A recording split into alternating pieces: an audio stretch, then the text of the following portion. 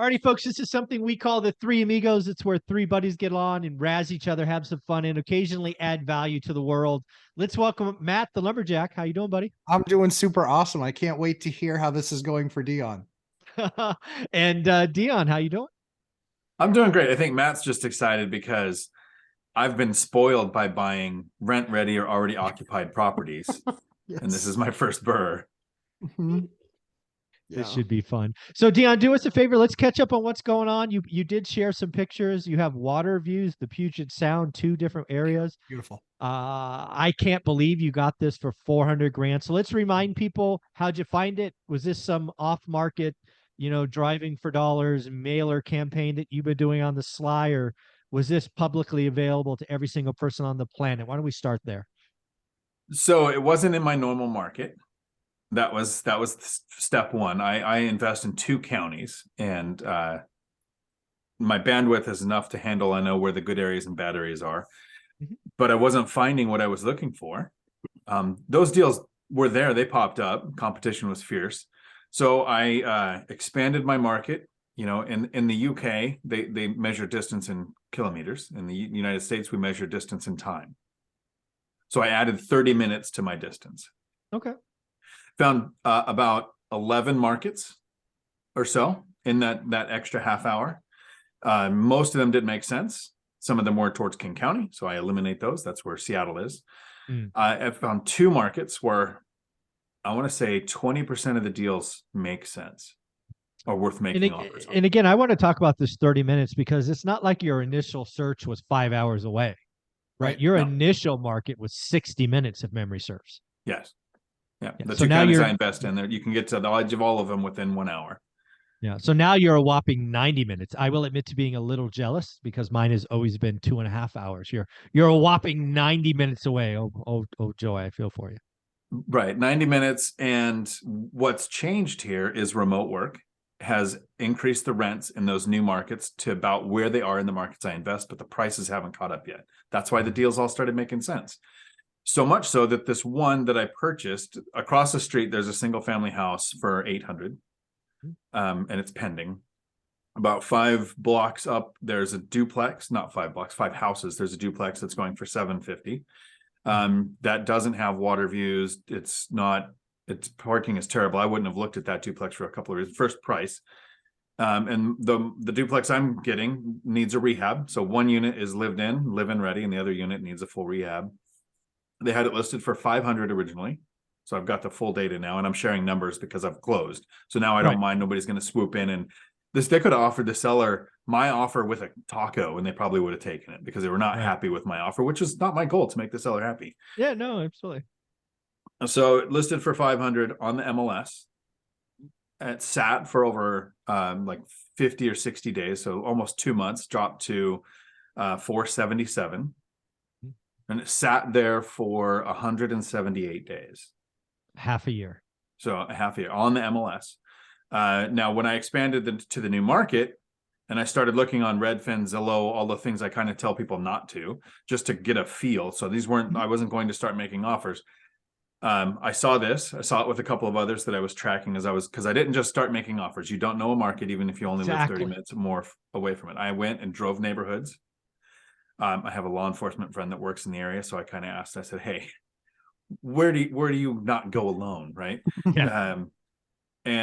So I built my rent box to borrow from Matt's, description there on what rents are doing. And that's how I was tracking. Wow, rents here are, because I looked here when I first started, like a decade ago, maybe 5 years ago even, and rents were significantly lower. This is what the Apache called the boondocks. Like it's kind of, it's only 30 minutes, but it's out in the middle of nowhere in the perspective for the people who live here.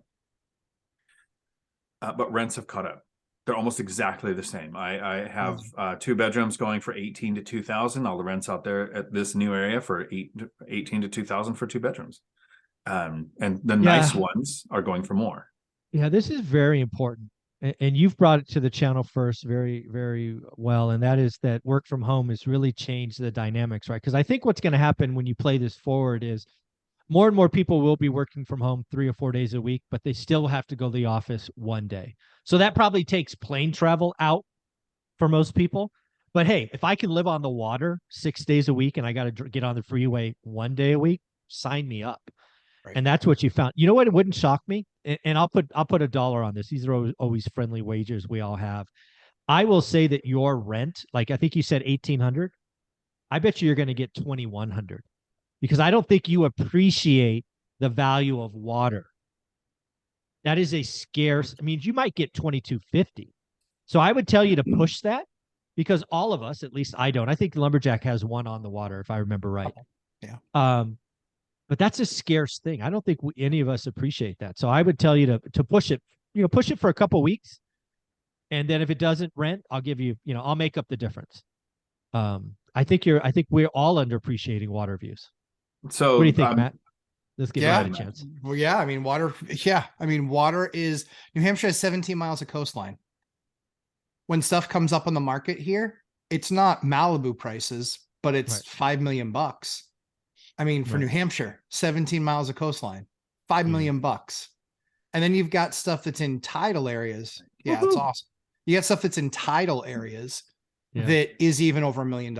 Tidal, like waiting for the water to come in and fill up the marsh so it stinks.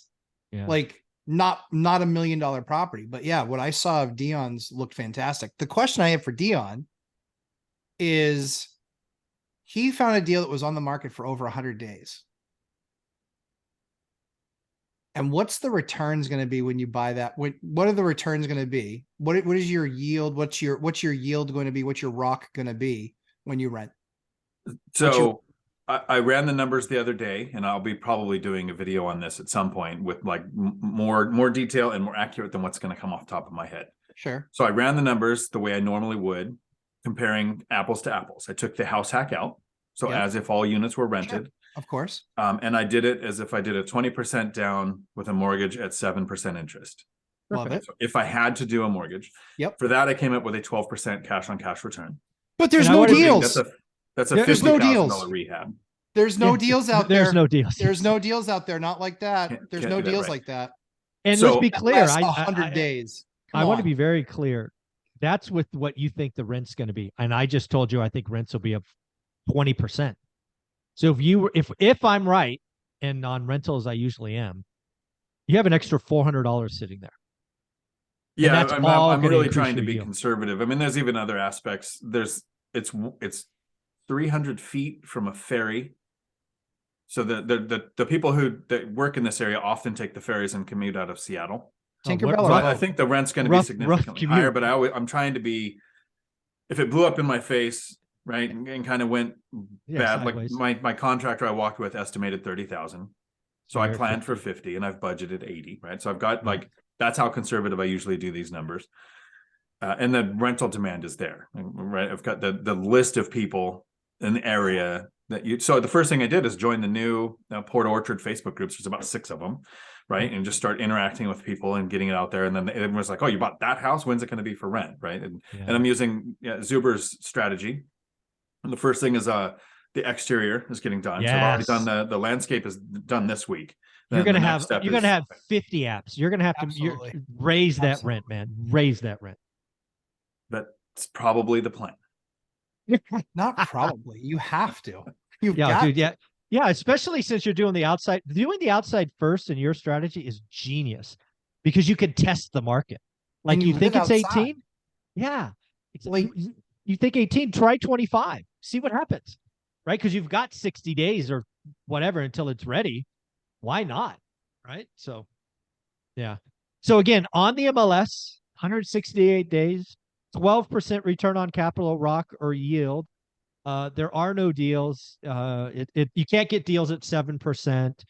It's just, come on, people. So just do the work. I also did this as a cash purchase, which lowered my yield to about 8.9%. All cash. All cash.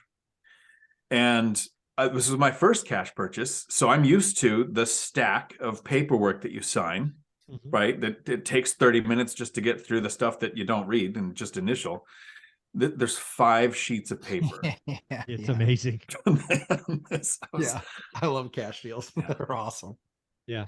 Don't forget to get insurance, because as the owner, the mortgage company will not require insurance. But don't forget that little I got trick. insurance as soon as we went pending. Basically, I ordered Good. insurance, and we closed on, I think, the 14th, and we were supposed to close on the 19th. So I started insurance on the 10th so that I wouldn't be the barrier to an early close if it came up. Nice work. Nice work.